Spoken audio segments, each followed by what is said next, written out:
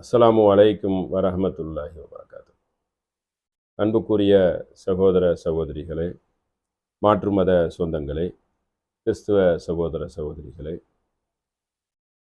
நம் அனைவர் மீதும் ஏக இறைவனின் சாந்தியும் சமாதானமும் என்றென்றும் நிலவட்டுமாக. மாற்று கிறிஸ்துவத்தில் இருந்து சில கேள்விகள் கேட்டு அதை நாம் பதில் சொல்லக்கூடிய நிகழ்ச்சி நடந்து கொண்டு இருந்தது. அதில் அதிகமான கிறிஸ்தவ சகோதரர்கள் அது என்ன, இது என்ன, உங்கள் மார்க்கத்தில் பலதார திருமணத்தை பற்றி என்ன சொல்கிறது, நபி பல திருமணம் சேர்ந்திருக்காங்களே அதை பற்றி என்ன சொல்லப்படுகிறது சொல்லி கேள்வி மேலே நிறைய கேள்விகள் கேட்டாங்க. அதற்கு நம்ம பதிலை சொன்னோம். அதில் சொல்ல முன்ன பின்ன உங்கள் மத்தியில் ஒருமையில் கூட நாம் சொல்லியிருப்போம். ஒருமையில் உங்களை காயப்படுத்தக்கூடிய வார்த்தைகள் எதுவும் வந்திருந்தால் மன்னித்து கொள்ளுங்கள். ஏனென்றால் நீங்களும் கண்ணா பின்னான்னு கேள்விகள் கேட்டீங்க. பேசச்சில முன்ன பின்ன என்ன சேர்ந்துருவோம், வார்த்தைகள், அதாவது தவறான அசிங்கமான வார்த்தைகள் அல்ல, ஒருமையில் நீ அவன் என்று அந்த மாதிரி ஏதாவது ஒரு வார்த்தைகள் பேசும் பொழுது என்ன செய்யணும் கேட்டால், பொதுவாகவே எவ்வளோ பெரிய பேச்சாளராக இருந்தாலும் அது வந்துடும். அப்படி எதுவும் வந்திருந்தால் அது ஒரு சகோதரர் சுட்டி காட்டினாங்க. அந்த அடிப்படையில் அதையும் சொல்லிக்கிறோம். அது வந்திருந்தால் அது அந்த டங் ஸ்லிப் ஆகி வரக்கூடியது தான். அதில் வந்தாலும் உங்களுடைய உள்ளத்தை காயப்படுத்தியிருந்தால் மன்னித்து கொள்ளவும். அடுத்து என்னன்னு கேட்டோன்னா, ஒரு சகோதரர் இன்னும் கேள்வி கேட்டாங்க. கேட்ட கேள்வியை தான் திரும்ப கேட்டிருக்கிறாங்க. அதில் ஒருவர் சாபம் விடுறார். எங்கள் கடவுள் உங்களை சும்மா விட மாட்டார், உங்களுக்கு நாசம் உண்டாயிரும் அப்படின்னு சொல்லி. அதை நானே இப்போ உங்களுக்கு விடுறேன், சரிங்களா? எங்களுக்கு குர்ஆன் வசனமே இருக்குது. அதை கேட்டுட்டு சில கேள்விகள் இருக்கு, அதுக்கு உங்களுக்கு சொல்கிறேன். ஃபமன் ஹாஜக ஃபீஹி மின் பஅதி மா ஜாஅக மினல் இல்மி.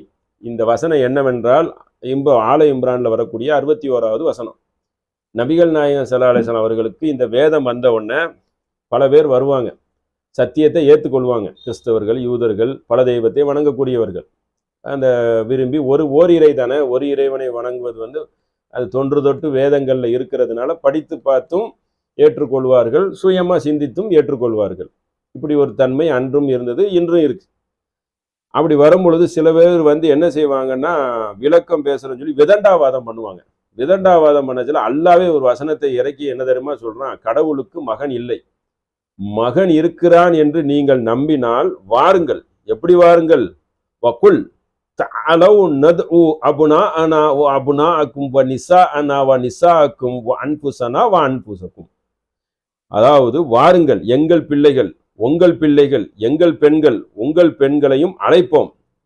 வாங்க, நீங்க வந்தால் இறைவனிடம் இறையஞ்சி பொய்யர்கள் மீது சாபம் உண்டாகட்டும். அவனே அந்த பொய்யர்கள், லானத்தல்லாஹி அலல் காதிபீன், அல்லாஹ்வுடைய லானத், அதாவது ஏக இறைவனின் சாபக்கேடு. யார் இப்படி கடவுளை வணங்காமல் கடவுள் பெயரை சொல்லி பண்ணுகிறார்களோ, வாங்க, உங்களுக்கு உண்மையிலே வலிமை இருந்தால் அந்த சாபக்கேடை ஏந்தி கொள்ளுங்கள், அவங்க மேல சாபம் உண்டாகட்டும் என்று இறைவசனமே இருக்கிறது. சும்மஹில் ஃபஜ்அல் லஅனத்தல்லாஹி அலல் காதிபீன், அந்த பொய்யர்கள் மீது இறைவனின் சாபம் என்னது உண்டாகட்டும் என கேட்போம், வாங்க என்று. அதனால் நீங்க சொல்றதுக்கு முன்னாடி நாமளே சொல்லிடுறோம், கடவுளுக்கு மகன் இல்லை, கடவுளுக்கு மகன் இல்லை, மனைவி இல்லை, கூட்டம் இல்லை, பங்காளி இல்லை. அப்படி சொல்லக்கூடியவர்கள் நீங்க இருக்கிறீங்க, நான் இல்லைங்கிறேன். யாரு மேல சாபம் உண்டாகட்டுமோ அவங்க மேல உண்டாகட்டும், சரியலா?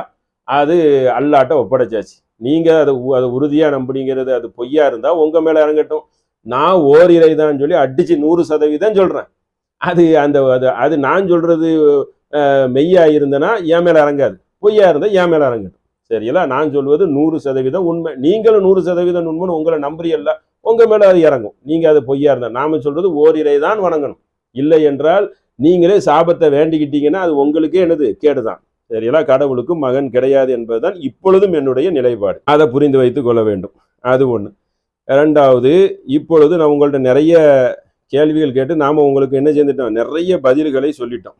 இப்போ நம்ம ஒரு சில கேள்விகளை நம்ம மறுபடியும் அதை கேட்கிறோம்.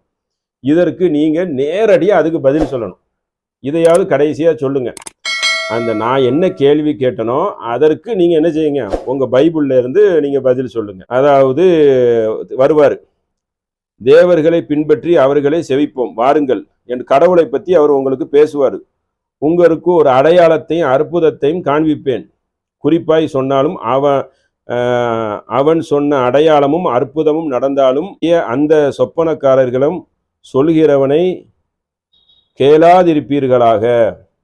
உங்கள் தேவனாகிய கர்த்தரிடத்தில் நீங்கள் முழு இருதயத்தோடு முழு ஆத்மாவோடு நீங்கள் வணங்குங்கள். இல்லையே அன்று அறியும்படி உங்கள் தேவனாகிய கர்த்தர் உங்களை சோதிக்கிறார். நீங்கள் உங்கள் தேவனாகிய கர்த்தரை பின்பற்றி அவருக்கு பயந்து அவரை நீங்கள் வணங்குங்கள் என்று செவித்து அவரை பற்றி கொள்வீராக, அவரை பற்றி பிடித்து கொள்வீராக. உபாகமும் 13வது அதிகாரம் 1-5 வரைக்கும் சொல்லுது. அப்போ கடவுளை வணங்குங்க. அங்கே காணாமலும் கேளாமலும், அது கீழே மறுபடி விளக்கம். அதே உபாகமும்ல 4வது அதிகாரம் 28-29.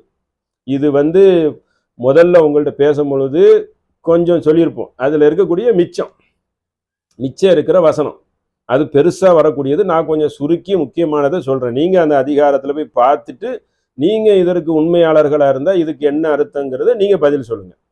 இப்படி தாங்க இருக்குது அப்படிங்கிறத சொல்லுங்கள். இது நேரடியாக கடவுளை வணங்குங்கள் சொல்லக்கூடிய வசனம். அங்கே காணாமலும் கேளாமலும், அதாவது பார்க்காமலும் கேளாமலும் சாப்பிடாமலும் முகராமலும் இருக்கிற மரமும் கல்லுமான மரத்தையும் கல்லாலையும் மனுஷர் கைவேலையாய் சேர்ந்து தேவர்களை செவிப்பீர்கள். அப்பொழுது அங்கிருந்து உன் தேவனை கர்த்தரை தேடுவாய். உன் முழு இருதயத்தோடு உன் முழு ஆத்மாவோடு அவரை தேடும் பொழுது அவரை நீ காண்பாய். இந்த மாதிரி கல்லையும் மண்ணையும் என்ன செய்யாத, வணங்காத, என்னையே வணங்கு என்று அவர் சொல்றாரு. இதற்கு நீங்க என்ன பதில் வைத்திருக்கீங்கன்னு சொல்லணும். அதாவது இயேசுநாதர் என்ன சொல்லக்கூடிய இறை தூதர் ஒரு கடவுளை தான் வணங்கணும், என்னை வணங்கக்கூடாது என்று அவர் உங்களுடைய நியூ டெஸ்ட்மெண்ட்லையும் சொல்லியிருக்கிறாரு. உங்களுடைய வேதமாகிய உபாகமும் அப்போல சரி ஏசையா இப்படி சொல்லக்கூடிய அதில் இருக்கக்கூடிய ஆகமங்கள் இருக்கிறதுல மோசை கொண்டு வந்தது அதுலையும் இருக்கிறது. இதையும் நீங்கள் ஏற்றுக்கொண்டுதான் வாழ்கிறீர்கள். இதற்கு உங்களுடைய பதில் என்ன அப்படிங்கிறத நம்ம கேட்குறோம். இதற்கு இந்த வசனத்துக்கு இந்த பதில், இந்த வசனத்துக்கு இந்த பதில் அப்படின்னு நீங்க சொல்லுங்க. ஏன்னா நீங்க பரலோக ராஜ்யத்தை நம்புறீங்க, கடவுளுக்கு அப்படி பயப்படுறீங்க. அப்படி இருக்கச்சுல கடவுளை பற்றி உங்களிடம் ஒரு ஐயப்பாடுகளை எழுப்புனா நீங்கள் சொல்றதுல ஒன்றும் ஆட்சேபனை இல்லையே, அது ஒன்றும் உங்களுக்கு சங்கடம் இல்லையே. இதை கவனத்தில் வச்சுக்கிறணும். நான் முந்திரவனும் நான் முந்தியும் நான் தான் பிந்தியும் நான் தான், என்னை தவிர தேவன் இல்லை. முந்தியும் நான் தான் பிந்தியும் நான் தான், எப்பவுமே நான் தான், தேவன் இல்லை. இஸ்ரவேலின் ராஜாவாகிய கர்த்தர் நானே கர்த்தர், எனக்கு முந்தி பிந்தி யாருமே கிடையாது. எனக்கு இது இன்னும் கொஞ்சம் தெளிவா இருக்கு. இது ஏசாயா 44வது அதிகாரம் 6வது வசனம். எனக்கு முன்பட்ட தேவன் இல்லை. இன்னும் தெளிவா, எனக்கு முன்பட்ட தேவன் இல்லை, எனக்கு பின் இருப்பதும் இல்லை, நானே கர்த்தர், என்னை எல்லாம் இரட்சகர் இல்லை, நானே இரட்சகன் நான் அப்படிங்கிறது இன்னொரு வசனம். அப்புறம் இதை தான் உங்களுக்கு ரட்சிக்க விளங்க பண்ணினேன், நான் தான் இதை உங்களுக்கு விளங்கி என்ன வணங்குங்க நான் தான் பண்ணியிருக்கேன். உங்களை இப்படி செய்த அந்திய தேவன் நானே என்பதற்கு நீங்களே சாட்சிகள், கர்த்தர் சொல்கிறார். ஏசாயா 43வது அதிகாரம் 10-12 வரைக்கும். இதுலயும் கடவுளை பத்தி என்னது இருக்கு? போதனைகள். கடவுளை வணங்குங்க, நான் தான் ஆதியிலையும் இருக்கிறேன், அங்கமாவும் இருக்கிறேன், எப்பவும் இருக்கிறேன், என்னை தவிர வேற யாரும் கிடையாது அப்படிங்கிற வசனத்தை நம்ம பார்க்குறோம். அதுபோக வானங்கள் பூமி வெறுமையா இருந்தது, அதையும் குடியிருப்புகளை செய்து படைத்த அதே உருவ எடுத்து தேவனாகிய கர்த்தர் சொல்கிறது, நானே கர்த்தர், வேற யாரும் இல்லை. வானம் பூமி எல்லாத்தையும் நான் தான் படைச்சேன், நான் தான் என்ன சேர்ந்திருக்கேன், சிருஷ்டிப்படுத்தி இருக்கேன், அதை நான் தான் எல்லாம் சேர்ந்திருக்கேன். நீ என்னைய வணங்கு. ஏசாயால 45:18வது வசனம். நான் தான் கர்த்தர் அப்படிங்கிற ஒரு இது இருக்கு. அடுத்து தங்கள் விக்கிரமாகியன்னு நீங்க வணங்கக்கூடிய மேரி இயேசு மூலமா வைத்து வணங்குறீங்களா, அதெல்லாம் நீங்க செய்யக்கூடாது. அதற்கு நீங்க பதில் சொல்லணும். ஏன்னா இதுல அதே ஏசாயால 45:20-23 வரைக்கும் இருக்கிறது. தங்கள் விக்கிரமாகிய சிலையை மரத்தை சுமந்து எதுவும் ஒன்றும் புரோஜனமில்லா ரட்சிக்க மாட்டாத தேவனை தொழுது கொள்கிறீர்கள். ஒன்னத்துக்கும் உபயோகம் இல்லாத நீங்க என்ன செய்யுங்க, தொழுகிறீர்கள். அறிவில்லாதவர்கள், அதை செய்யக்கூடியவர்கள் அறிவில்லாதவர்கள், இதை செய்கிறவர்கள். நீங்கள் தெரிவிக்கும்படி சேர்ந்து ஏகமாய் யோசனை பண்ணுங்கள். இதை பூர்வகாலம் முதற்கொண்டு விளங்க பண்ணி அந்த நாள் துவக்கி இந்த நாள் அறிவித்தது யாரு?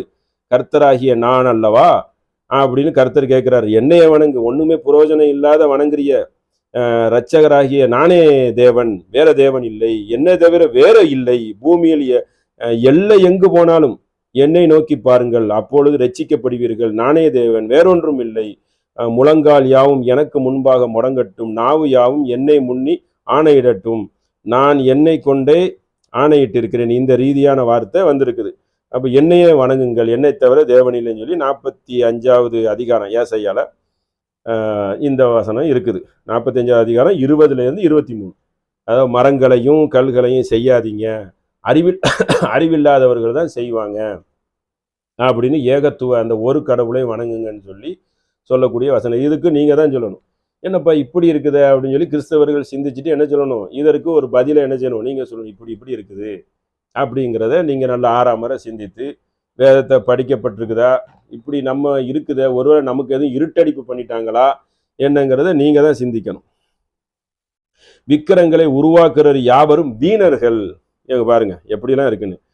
வீண உபாகம்னா 4வது அதிகாரம் 28லேருந்து 29. வீணர்கள் யாவரும் வீணர்கள், அவர்கள் இச்சிக்கப்பட்ட ஒன்றுக்கும் உதவாதது, அவைகள் ஒன்றும் காணாமலும் ஒன்றும் அறியாமலும் இருக்கிறது, ஒன்றும் அதுக்கே ஒன்றும் தெரியாது, அதை செய்கிறவர்கள் யாரு, வீணர்கள், வெக்கம் உண்டாவட்டும், அவைகளுக்கு தாங்களே ஒண்ணுமே செய்ய முடியாது என்று உபாகமத்தில் 4:28-29 சொல்லுது. வீணர்கள் தான் இதை செய்வாங்க என்று சொல்லி அப்பமும் சிலை செய்ய வணங்கக்கூடியதை கடுமையா கண்டிச்சு இந்த வசனம் சொல்லுது. இன்னும் மற்ற யோவான்லையும் சொல்லும். அப்ப இதை மட்டும் உங்கள்கிட்ட கேள்வியா கேட்குறேன், சாட்டா விமர்சனம் பண்றதோ பேசுறதோ எதுவுமே இல்லை. ஏன்னா என்கிட்ட அவ்வளோ கேள்வி கேட்டி 100 கேள்விக்கு மேலே கேட்டீங்க, ஒரே சுற்றி பலதார மனத்தெல்லாம் கேட்குறீங்க, அதுக்கெல்லாம் நான் பதில் சொல்லி முடிச்சிட்டேன். இப்போ உங்கள் பைபிள்ல இருந்து நான் கேள்வியாக கேட்குறேன், அதுக்கு உங்கள்கிட்ட நான் விளக்கம் கொடுக்குறேங்கிற பேரில் நானாக பேசலை, இருக்கிறத எடுத்து சொல்லுவேன், நீங்கள் நேரடியாக பதில் சொல்லுங்க, அவ்வளோதான் விஷயம்.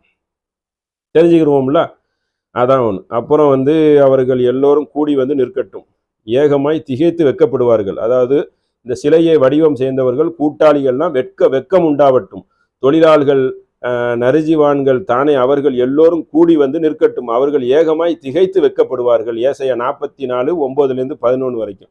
நானே கர்த்தர், வேறு ஒருவர் இல்லை, என்னை தவிர தேவன் இல்லை, என்னை தவிர ஒருவரும் இல்லை, சூரியன் உதிக்கிற திசையிலும் அது அஸ்தமாகிற திசையிலும் அறியும்படி நீ என்னை அறியதிருந்தும் நான் உனக்கு இடைக்கட்டு கட்டினேன், நானே கர்த்தர், வேறொருவரும் இல்லை. 45:5-6, அதாவது ஏசாயால. அப்புறம் இதே மாதிரி தான், நானே தேவன், வேறொருவரும் இல்லை, நானே, எனக்கு சமமானவன் இல்லை. இதுல நீங்க இதை சிந்திக்கணும், சமமானவன் இல்லைன்னு சொன்னா ஏசநாதர் நீங்க எப்படி கடவுளுங்குவீங்க? இதை எவ்வளவு தெளிவான வசனம் பாருங்க. ஏசாயால 46வது அதிகாரத்துல 9-10 நானே தேவன், வேற யாரும் இல்லை, நானே தேவன், மறுபடியும் எனக்கு சமமானவன் இல்லை, நிகரானவன் இல்லைன்னு சொல்லப்படுது. அப்ப நிகரானவன் இல்லைன்னு சொன்னா நீங்க கடவுளுக்கு நிகரா ஒருத்தரை வைக்கவே கூடாது, நிகரா வைக்கக்கூடாது. நீங்க கடவுள் தானே சொல்றீங்க ஏசப்பாவை. அப்ப சமமானவன் இல்லை, அந்தியுள்ள ஆதி முதற்கொண்டு இன்னும் செய்யப்படாதவைகள் பூர்வகால முதற்கொண்டு அறிவிக்கிறேன். இது அன்னையிலேருந்தே சொல்லிக்கிட்டு இருக்கிறேன், நான் தான் கடவுள், புதுசா சொல்லலை. என் ஆலோசனை நிலைத்து நிற்கும், எனக்கு சித்தமாவைகள் எல்லாம் செய்வேன், நான் நினைச்சதை செய்வேன். நான் ஒருத்தரை அப்பன் இல்லாம கூட பிறக்க வைப்பேன், நினைச்சா நான் எதுனாலும் செய்வேன், அதுக்காக கடவுள் ஆயிட முடியுமா அப்படின்னு அல்லாஹ் இறைவன் கேட்கிறான். இப்படி இருக்க அப்புறம் தேவனை யாருக்கு ஒப்பிடுவீர்கள்? தேவனே உங்க பைபிள்ல ஏசாயால 40வது அதிகாரம் 18-19 கேள்வி கேட்கிறாரு. இப்படி இருக்க தேவனை யாருக்கு ஒப்பிடுவீர்கள்? எந்த சாயலை அவருக்கு நீங்க ஒப்பிடுவீர்கள்? சாயலே வைக்கக்கூடாது. சாயல்னா என்னன்னு தெரியுதா உங்களுக்கு? அந்த முக ஜாடை, சாயலே வைக்கக்கூடாது. அப்போ நீங்க கடவுள்னே சொல்லக்கூடாது, சாயலே வைக்கக்கூடாதுன்னு சொல்றாரு பாருங்க. அப்போ நீங்க மேரி ஏசெல்லாம் சாயல் வைத்து கடவுள் என்று சொல்றீங்க, அதுக்கு நீங்க தான் பதில் சொல்லணும். அவருக்கு எப்படி ஒப்பிடுவீர்கள் கேள்விக்குறி கேட்கிறாரு. கண்ணான் ஒரு சுரூபத்தை வடிவமைக்கிறான், தட்டான் பொன் தகுட்டால் அதை மூடி அதற்கு வெளிச்சங்கிலியை பொருத்துகிறான், நீங்களே ஒன்று சேர்ந்துக்கிறீங்க, அறிவில்லாம செய்யறீங்களே ஏசாயால. இதை கேட்கிறார் 40வது அதிகாரம் 18-19. விக்கிரங்களை நடமாடாது வார்ப்பிக்கப்பட்ட தெய்வங்களை உங்களுக்கு உண்டாக்காமலும் இருப்பீர்களா? நான் உங்கள் தேவனாகிய கர்த்தர். லேவியராகமம் 19:4. அதாவது சிலைகள் நடக்காது, ஓடாது, அப்படி நிக்குது. நீங்க தெய்வங்களை நீங்க தான் சேர்ந்து ரெடி ஆக்கிறீங்க. உங்களுக்கு இது தேவனாகிய கர்த்தர், அதுல எந்த ஒரு புரோஜனமும் இல்லையே, தேவனாகிய கர்த்தர் நானே, நீங்க ஏன் அதை வணங்குறீங்க அப்படின்னு 19வது அதிகாரம் 4 கேட்கிறாரு. நீங்கள் உங்கள் விக்கிரங்களையும் சுரூபங்களையும் உண்டாக்காமலும் உங்களுக்கு சிலை நிறுத்தாமலும், 2 இடத்துல வருது பாருங்க, சிலைன்னு வருது, விக்கிரங்களும் வருது.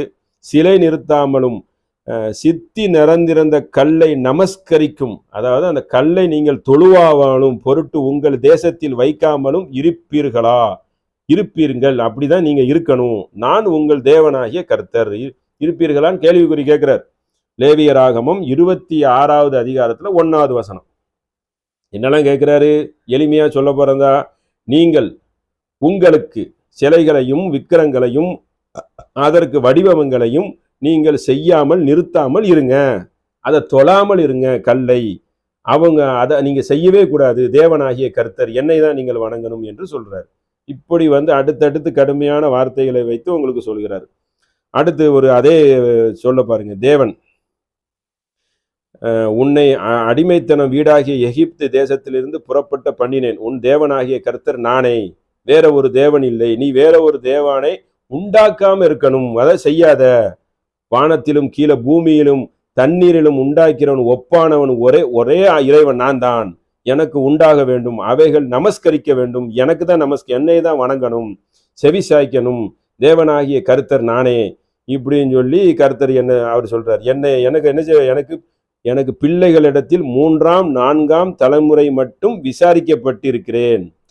யாத்ராமகம் 20வது அதிகாரம் 2-5 வரைக்கும் என்ன சொல்லப்படுதுன்னா, எகிப்து தேசத்தை பார்த்து பேசப்படுது. அதுலயும் என்ன சொல்லப்படுதுன்னா, வானம் பூமி எல்லாத்துக்கும் நான் தான் கடவுள், எனக்கு ஒப்பானவன் இல்லை அப்படின்னு சொல்லி அதுலயும் கடவுளுடைய தன்மையை சொல்கிறார். இப்படி எங்களை சொன்னாலும் சரி, தேவர்கள் என்னுடைய தேவன் என்னிடம் பணிந்து கொள்ளாமலும் செவி சாய்க்காமலும் அவர்கள் செய்கைகளின்படி செய்யாமலும் அவர்களை நிர்மூலம் பண்ணி அவர்கள் சிலைகளை உடைத்து போடுவீராக. உங்கள் தேவனாகிய கர்த்தரை செவியுங்கள், அவன் சொல்றதை நீங்க கேளுங்கள். ஏத்ராமகம் 23வது அதிகாரம் 24-25 என்ன சொல்றாரு இதுல? நீங்கள் நீர்மூலம், அதாவது ஒட்டச்சி சுக்குநூறா போட்டுருங்க, உங்க சிலைகள் எல்லாம் உடைத்து போடுங்க, உங்கள் தேவனாகிய கர்த்தர் அப்படின்னு சொல்லி ஏத்ராமத்துல 23வது அதிகாரம் 24-25 இதற்கெல்லாம் நீங்க தான் பதில் சொல்லணும். இல்லைங்க இதுக்கு என்னென்ன பதில், இது எங்களை சொல்லலைங்க, வேற ஒரு கூட்டத்தை சொல்லுது, எங்களை தான் சொல்லுது, நாங்க தான் இப்படி தறிக்கட்டு நடக்கிறோம், சொன்ன சொல்லு கேட்காத, அப்படி நீங்க தான் உங்களுக்கு பதில் கொடுக்கணும், நீங்க தான் விளக்கம் கொடுக்கணும். நீர் ஒருவனே, நான் ஒருவனே தேவன். சங்கீதம் 86:10. வேற தேவன் இல்லை. நம்முடைய தேவனாகிய கர்த்தருக்கு சமமானவர் யார்? அவர் வானத்திலும் பூமியிலும் பார்க்கும்படி தம்மை தாழ்த்துகிறார். அவரே ஒரே கடவுள். 113வது அதிகாரம் 5-6. அப்ப இது எல்லா இடத்துலயும் என்ன இருக்குது? கடவுள் ஒருவனே அப்படின்னு சொல்லி இருக்கிறது. அப்புறம் ஒரு தச்சனை வைத்து நீங்க ஒரு சிலையை செய்றீங்க, வெள்ளியாலும் பொன்னினாலும் அதை அலங்கரித்து அசையாதபடி அதை அணிகளாலும் சுத்திகளை வைத்து ரெடி பண்ணுகிறேன், உறுதியாக்கிறீர்கள். அவைகள் பண்ணிய போல நெட்டையா நிற்கிறது. நெட்டையானா வளர்த்திய ஹைட்டா நிற்கிறது. அவைகள் பேசாது, அவைகள் நடக்காது, அது எதுவும் சுமக்கவும் செய்யாது. அவைகளுக்கு பயப்பட வேண்டாம், அதை கண்டுலாம் நீங்க பயப்படாதீங்க. அது அவைகள் தீமை செய்ய கூட ஒன்னத்திற்கும் பிரயோஜனம் இல்லை, நன்மையும் செய்ய முடியாது, அவைகளுக்கு சக்தி இல்லை என்று கர்த்தர் சொல்கிறார். கர்த்தரே, உமக்கு ஒப்பானவன் இல்லை, நீயே பெரியவர், உன் நாமத்தில் வல்லமையில் பெரியது, நீயே தேவன். எரோமியால 10வது அதிகாரம் 3-6 வரைக்கும் கடுமையாக சொல்லப்படுது. எரோமியா 10வது அதிகாரம் 3-6 வரைக்கும். தீமை செய்ய முடியாது, நன்மை செய்ய முடியாது, நடக்க முடியாது, நீனா சுத்தியல் அடிச்சு நெட்டையாக வைத்திருக்கிறாய், அதற்கு எந்த சக்தியும் இல்லை, அவைகளுக்கு எந்த சக்தியும் இல்லை என்று கர்த்தர் சொல்கிறார். கர்த்தரே, உமக்கு ஒப்பானவன் இல்லை, நீரே பெரியவர், நீயே பெரிய வல்லமை உள்ளவன் என்று எரோமியால சொல்லுது. இதுக்கு என்ன சொல்ல வரீங்க? இதையும் நீங்க என்ன செய்யணும் பார்த்துக்கிற. சங்கீதத்தில் சங்கீதம் என்று தாவீது ராஜாவுக்கு கொடுக்கப்பட்ட வேதத்திலையும் சொல்லப்படுது. எல்லாத்துலையும் இது 1ஆம் ராஜாக்கள் 8வது அதிகாரம் 23. இஸ்ரவேலின் தேவனாகிய கர்த்தரே, மேலே வானத்திலும் கீழே பூமிக்கும் உனக்கு ஒப்பானவன் யாருமே இல்லை, உனக்கு ஒப்பே இல்லை. அப்ப ஏசப்பா எப்படி கடவுள்னு சொல்லுவீங்க? ஒப்புனா சமமானவனே இல்லை. எல்லா ஆகமங்கள்லையும் உங்களுக்கு சொல்லப்பட்டிருக்கு. இதுல தான் ஒன்றும் சொல்ல முடியாது, எல்லாத்துலயும் இந்த கொள்கை இருக்குது. அப்ப இந்த வசனத்துக்கு நீங்க என்ன உயிரோட்டம் கொடுக்க விரும்புறீங்க? இதையெல்லாம் மறுத்து பேச போறீங்களாங்கிறத நீங்க தான் சொல்லணும். அப்படி அடுத்து தேவனாகிய அப்புறம் இது மத்தேயுல கூட வருது. இயேசு அப்பொழுது சாத்தானே, உன் தேவனாகிய கர்த்தரை பணிந்து கொண்டு, ஒருத்தர் சாத்தாந்தனம் பண்றாரு. அப்ப அவர் சொல்றாரு, சாத்தானே, தேவனை கர்த்தரை பணிந்து கொண்டு, என்ன வணங்குன்னு சொல்ல மாட்டிருக்காரு. அவர் கடவுளின் பிள்ளையோ இல்லை அவரே கடவுளோ, நீங்க ரெண்டுமே சொல்றீங்க. என்ன வணங்குன்னு, நான் தான் கடவுளுடைய மகன், என்ன வணங்கு அப்படின்னு ஒரு வார்த்தை நேரடியா சொல்லியிருந்தாருன்னு வச்சுக்கிறீங்களேன், ஆள் அற்புதமா இருக்கும். அப்படி சொல்லலை. இயேசு அப்ப என்ன சொல்றாருன்னா, போ, தொலைஞ்சு போ சாத்தானே, உன் தேவனாகிய கர்த்தரை பணிந்து கொண்டு அவருக்கு ஒருவருக்கே நீ ஆராதனை செய்யணும், செய்வாயாக என்று எழுதியிருக்கு. உனக்கு தெரியாதா? 4வது அதிகாரம் 10வது வசனம் மத்தேயுல இருக்குது. உனக்கு தெரியாதா? அறிவு கட்டவனை என்கிட்ட வந்து வணங்குற என்று சொல்லி சாத்தானேங்கிறாரு. சாத்தானேனா அறிவு கட்டவன் சொல்றதை விட கோபமான சொல்லு, மோசமானவன் சொல்லக்கூடியது. அடுத்து மத்தேயுல 7வது அதிகாரம் 21 27 வரைக்கும், பரலோகத்தில் இருக்கிற என் பிதாவின் சித்தப்படி செய்கிறவன் எவனோ அவனே பரலோக ராஜ்யத்தில் பிரவேசிப்பான். அது இல்லாமல் இருந்தால் அவன் பிரவேசிப்பது இல்லை. பரலோக ராஜ்யத்தில் என் பிதா, என்னுடைய இறைவன் இருக்கிறான், அவன் பிரகாரம் நடக்கிறவன் தான் பிரவேசிப்பான். என்னை நோக்கி, இதுக்கு தெளிவா பதில் சொல்லுங்க. அதற்கு பதிலாக என்னை நோக்கி கர்த்தாவே கர்த்தாவே என்று சொல்கிறவன் அதில் பிரவேசிப்பது இல்லை. நேரடியா இருக்கு. அப்ப அவரை நீங்க சொல்லவே கூடாது. அந்த நாளில் அநேக பேர் என்னை நோக்கி, நிறைய பேர் வந்து பேசுவாங்களாம், கர்த்தாவே கர்த்தாவே உமது நாமத்தினால் தீர்க்க தரிசனம் உரைத்தோம் அல்லவா, உமது நாமத்தினால் பிசாசுகளை துரோத்தினோம் அல்லவா, உமது நாமத்தினாலே அநேக அற்புதங்களை செய்தோம் அல்லவா என்பார்கள். அப்பொழுது நான் வந்து இயேசுநாதர் சொல்லுவாராம், ஒரு காலம் உங்களை அறியவில்லை, அக்கிரமக்காரர்களே என்னை விட்டு அகன்று போங்கள். செய்யக்காரர் என்னை விட்டு என்ன செய்யணும்?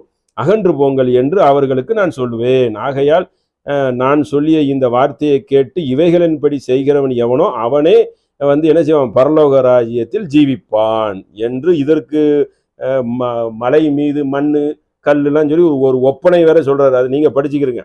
அதாவது மண் ஒரு கல் மேல மண் வீடு கட்டினா எப்படி கீழே விழுந்துரும், பலம் இருக்காது. அதெல்லாம் அவர் வந்து ஒரு உதாரணம் காட்டி சொல்கிறார். 7வது அதிகாரம் மத்தேயுல 7வது அதிகாரம் 21 27 வரைக்கும், என்னைய கர்த்தான்னு சொன்ன நீ நரகத்துக்கு போயிருவ அப்படிங்கிறார். அப்ப நீங்க எப்படி ஏசப்பா கடவுளேன்னு சொல்லுவீங்க?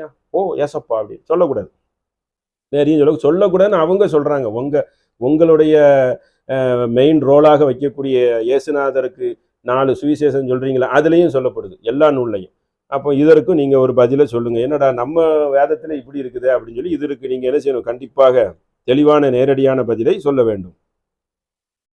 தங்கள் கிரிகளை எல்லாம் மனுஷர் காண வேண்டும் என்று காப்பு நாடாக்கள் அகலமாயி வஸ்திரங்களையும் தொங்கல்களையும் பெரிதாக்கி விருந்துகளில் முதன்மையான இடங்கள், ஜப ஆலயங்கள், ஆசனங்கள், தந்தை வெளிகள், வந்தனைகள், மனுஷர் ரபி ரபி என்று அழைக்கப்பட விரும்புகிறேன். நீங்களே ரபி என்று அழைக்கப்படாதிருங்கள், கிறிஸ்து ஒருவரே உங்களுக்கு போதகராய் இருக்கிறார் என்று சகோதராய் இருங்கள், பூமியில் ஒருவனையும் உங்கள் பிதா என்று சொல்லாதிருங்கள். இது ஒரு பெரிய வசனம். மத்தேயுல 23வது அதிகாரம் 5-10.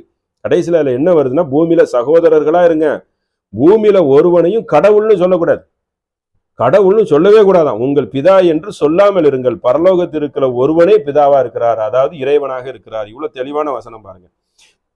இப்படி இயேசுநாதர் வந்து என்னையெல்லாம் நீங்க சொல்லக்கூடாது, இந்த நான் இந்த வணக்கத்தை சொல்லி கொடுக்கத்தான் வந்திருக்கேன், எப்படி கடவுளை வணங்கணும்னு சொல்லி கொடுக்கத்தான் வந்திருக்கேன், நானே கடவுள் கிடையாது, பரலோகம் மேல வானத்துல இருக்கிறாருன்னு சொல்லி நிராகரிச்சிட்டார். அடுத்து மத்தேயுல 20வது அதிகாரம் 20-23 வரைக்கும் ஒரு அம்மா வராங்க. அம்மா வந்து இயேசுநாதர் தாய் குமாரரே அவரிடத்தில் அவரை பணிந்து கேட்குறாங்க, உன்னிடத்தில் ஒரு விண்ணப்பம் வேணும்.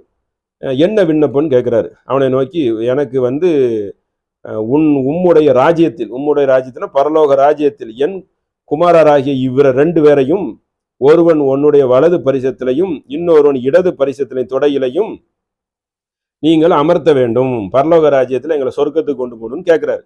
இயேசு அதுக்கு என்ன சொல்றாரு? நீங்கள் கேட்டுக்கிறங்க, அதாவது நான் குடிக்கும் பாத்திரத்தில் நீங்கள் குடிக்கவும் நான் பெறும் நாணத்தை நீங்கள் பெறவும் உங்களால் கூடுமா என்றார். அதற்கு அவர்கள் கூடும் என்றார்கள். அவர்களை நோக்கி, என் பாத்திரத்தில் நீங்கள் குடிப்பீர்கள், நானும் பெறும் நாணத்தை நீங்கள் பெறுவீர்கள், ஆனாலும் என் வலது பரிசத்திலும் என் இடது பரிசத்திலும் உட்கார்ந்திருக்கும்படி என் பிதாவின் எவர்கள் ஆயத்தம் பண்ணியிருக்கிறாரோ அவர்கள்தான் அமருவார்கள், மற்றவர்களுக்கு அது அருளப்படாது அப்படின்ட்டார்.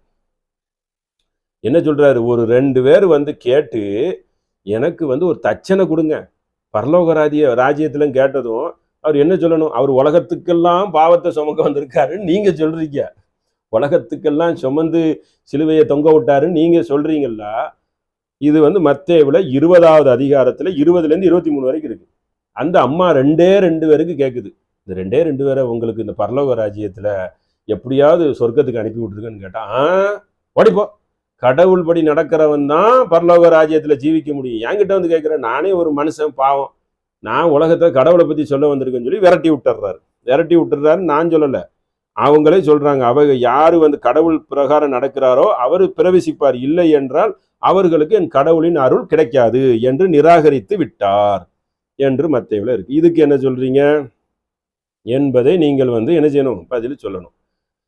அப்ப இயேசு வந்து என்ன செய்திருக்காரு, அந்த இயேசு இறைமகனுக்கு நிறைய விஷயங்கள் வந்து அந்த கடவுள் கோட்பாடு அவருக்கு வந்து அந்த மனித கோட்பாடு தான் இருந்திருக்கு. வராரு ஒரு இடத்துக்கு, இயேசு என்னை தொட்டது யாரு, பின்னாடி இருந்து தொடுறாங்க அவரை, பல விஷயத்த தெரிய மாட்டிருக்கு. லூக்கால 8வது அதிகாரம் 45 தொட்டு பேசுறாங்க, பின்னாடி தொட்டுட்டு நின்னுக்கிறார், யாருன்னே தெரியாது, என்ன தொட்டு பேசுறது யாருங்கிறார்.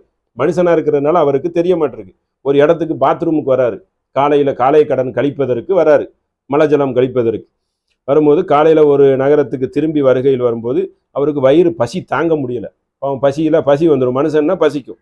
அப்பொழுது அத்தி மரத்தை கண்டு அதனிடம் போய், அதுல இலைகளின்றி வேறொன்றும் இல்லை, அந்த மரம் வந்து பட்டு போய் இருக்குது, ஒண்ணுமே இல்லை. அப்போ அந்த மரத்தை பார்த்து நல்ல மனுஷன் வந்து கோவப்படக்கூடாது. ஏசுநாதர் நீங்க நல்ல மனுஷன், ஒரு கணத்துல அடிச்சா இன்னொரு கணத்துல காட்டுவாருன்னு ஒரு பக்கம் சொல்றீங்க. ஆனா அவர் மரத்தை பார்த்துட்டு என்ன சொல்லியிருக்காரு, இனி ஒரு காலம் உன்னிடத்தில் கனி உண்டாமல் ஆவட்டும் என்றார். அந்த அத்தி மரம் அதனால் பட்டு போயிட்டு, சாபம், அவர் சொன்னது சாபத்தை மரம் கேட்டுட்டு போல இருக்கு. அப்போ மரம் பட்டு போயிட்டு, இப்படி கோபம் எப்படி படலாம், ஒண்ணுமே இல்லைன்னா அந்த மரத்துக்கு இறைவா, கடவுளே, தேவனே, மலையை கொடுத்து அந்த மரத்துக்கு அருள் புரியும் தானே சொல்லணும். மரத்தை பார்த்து திட்டி போடுறாரு, வயிறு பசி தாங்க முடியாம. அப்ப மனுஷனாக வாழ்ந்திருக்கிறாருங்கிறதையும் பார்த்துக்கிறங்க. அப்புறம் இஸ்ரவேலின் 12 கோத்திரங்கள், இவங்களை வந்து என்னன்னா, மெய்யாகவே உங்களுக்கு சொல்கிறேன், அந்த 12 பேரையும் நல்லவர் என்று நம்புறார். மத்தேயுல 19வது அதிகாரம் 28 இயேசு என்ன சொல்றாருன்னா, 12 பேரும் மேல் நிற்பீர்கள் என்று மெய்யாகவே உங்களுக்கு சொல்கிறேன், நல்லவர் என்றும் அவர் சொல்லுகிறார். அது ஒரு செய்தி.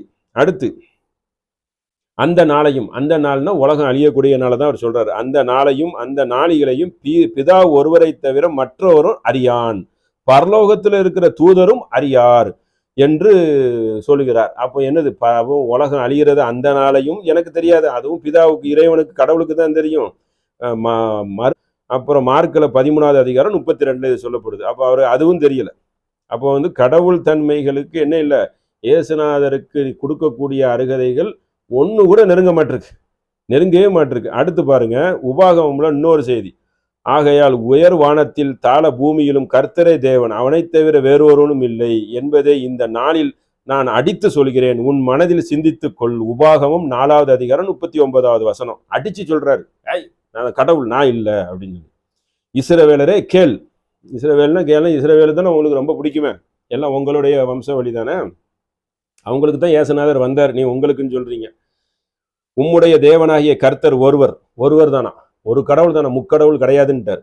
ஒரு கடவுள் கர்த்தரே, நீ உன் தேவனாகிய கர்த்தரிடத்தில் உன் முழு இருதயத்தோடும் உன் முழு ஆத்மாவோடும் உன் முழு பலத்தோடும் அன்பு கூறுவாயாக, அன்பா வணங்கு, இன்று நான் உனக்கு கட்டளையிடுகிறேன். இந்த வார்த்தைகள் இருதயத்தில் இருக்க கடவுது, நீ அவைகளே உன் பிள்ளைகளுக்கு கருத்தாய் போதி. நான் என்ன சொல்கிறேன்னு கேட்டா, நல்ல மனதோட நல்ல சிந்தனையோட என்ன வணங்குறது மட்டும் இல்லை, நீ உன் பிள்ளைங்களுக்கு கருத்தாய் எடுத்து சொல்லணும். ஆழமான கருத்து, கல்ல வணங்கு மண்ணை வணங்குன்னு சொல்லக்கூடாது, கயிறு கட்டி மூட பழக்கத்துல தள்ளிடக்கூடாது. இருதயத்தில் இருக்க கடவுது, பிள்ளைகளுக்கு கருத்தாய் போதித்து நீ உன் வீட்டில் உட்கார்ந்து இருக்க போதும், வழிகள் நடக்கிற போதும், படுத்து கொள்கிற போதும், எழுந்திருக்க போதும் அவைகளை குறித்து பேசு. கடவுளை பத்தி பேசு, தேவனை பத்தி பேசு, கல்லையும் மண்ணையும் பத்தி பேசாத. உபாகமும் 6வது அதிகாரம் 4லேருந்து 7 வரைக்கும் சொல்லப்படுகிறது. அப்ப இப்படி என்ன சொல்லப்படுகிறது, அடுத்து வரக்கூடிய வசனங்கள் அனைத்திலும் என்ன வருது, கடவுள் சம்பந்தமாக வருகிறது. இன்னும் இந்த கடவுளை வணங்குங்கள் என்பதை உங்களுக்கு நாம கோரிக்கையா வைக்கிறோம்.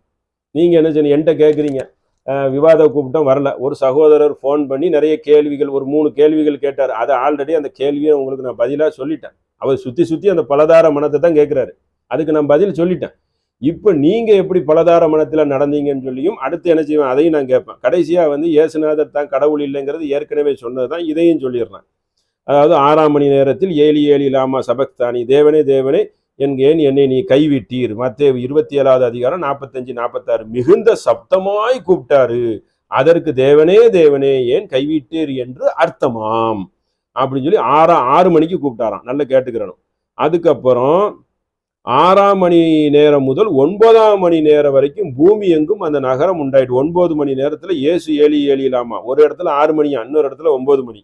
எனக்கு மிகுந்த சப்தமாய் கூப்பிட்டாரு. அதற்கு தேவனே தேவனே என்னை கைவிட்டு விட்டீரே, நான் சிலுவையில அறைய விருப்பம் இல்லாம இருந்த என்னைய வெள்ளிக்காசுக்காக காட்டி கொடுத்து என்னை சிலுவையில அறைந்து கட்டுக்கதை எழுத வைத்துட்டாங்களே பாவிகளே, நான் ரொம்ப வருஷம் வாழ்ந்திருப்பேனே அப்படிங்கிற மாதிரி அர்த்தங்கள் அது உள்ள இருக்கு. ஏன்னா அவருக்கு தான் விருப்பம் இல்லையா, விருப்பம் இல்லாத ஒரு செய்தியை உள்ள கொண்டு வந்துட்டீங்க அப்படின்னு மார்க்ல 15வது அதிகாரம் 33, 34.